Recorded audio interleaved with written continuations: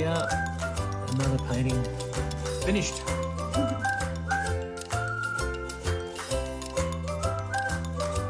The exhibition's called Big and Small because I think that's how we've been living our lives over the last 18 months. We've been looking at the whole world, the big picture, but we've also been concentrating on the small things, our local neighbourhoods, our family and our friends, and some of the people that we haven't been able to get to see over the last 18 months. So the canvases are big and they're small, just the way we've been living our lives. I don't think painting changes the world, but I do think it changes the way we perhaps look at the world. So no government's going to rise or fall because of a painting, but people do respond to painting in a very intimate and personal way. I think what gives me great joy is that during COVID, a lot of people who've been staying at home have been furnishing their home with paintings. Some of them are mine, and it gives me great joy to think that I've made their lives a little bit more comfortable and this whole COVID era a little bit more, I guess, satisfying. I hope people will be able to get to the exhibition. If you can't make it on opening night on the 8th, there are plenty of other opportunities. It goes for about 3 weeks, but on the 9th and 10th of October, I'm going to be doing painting demonstrations both days from 10 to 4 in the afternoon. So please come along. I'd love to meet you. I'd love to show you how I create my paintings, and we'll have a great time.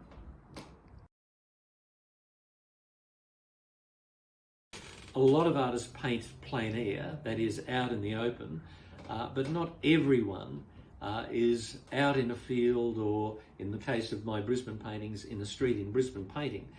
There are all sorts of difficulties in being able to do that. But when I get to paint in the open air, it's a great pleasure for me and for my students. We enjoy being able to see what we're painting to be in the space, so long as it's not windy, rainy, or too hot.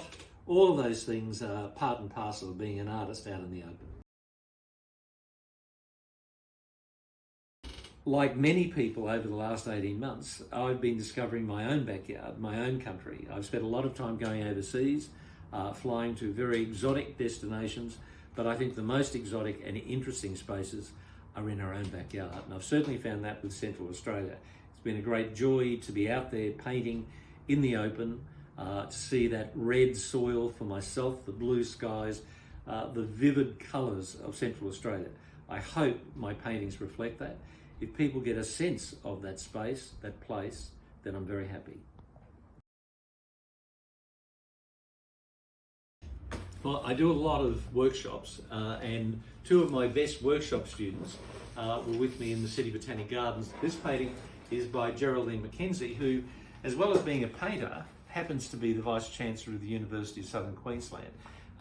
Geraldine only started painting when she came to my workshop back in January this year. She's a star student, and I'm really pleased that the gallery has agreed to have one of her paintings and one of George Arnold's paintings, who's also a student of mine, who came to the City Botanic Gardens.